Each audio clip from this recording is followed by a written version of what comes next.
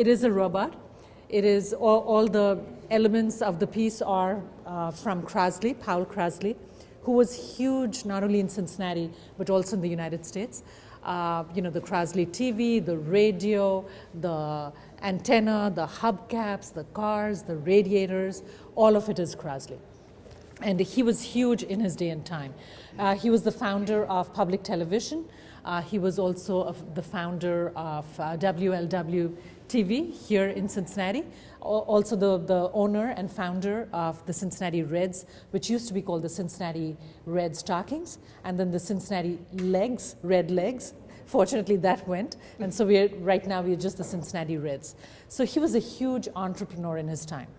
The artist is a Korean artist, Namjoon Paik, who made this in 1992. He just passed away last year. And again, he was huge on the impact of technology on our consciousness. What does that do for us? Is it meaningful? Is it compassionate?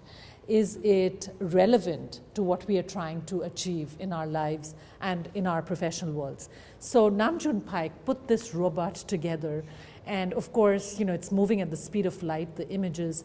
Many of the a couple of the TV monitors have the same image, and then a couple of them have different images, and it's all meant to confound you, to really confuse you, and to add to that sense of chaos and turmoil and urgency and the nowness of things. Like it's now that you have to make a decision, and how can you interpret all of this to come up with a clear-headed decision on what you're trying to do.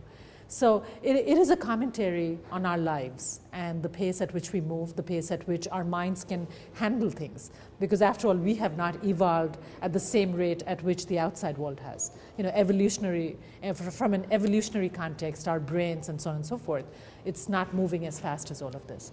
So again, it's something to think about, whether you like it or you hate it, or you can't understand it, or you agree with it. It's something that gives you extra material to think about. The other thing is that this was put together in the late 1990s, and so obviously by that point in time, all of these were antiques, basically.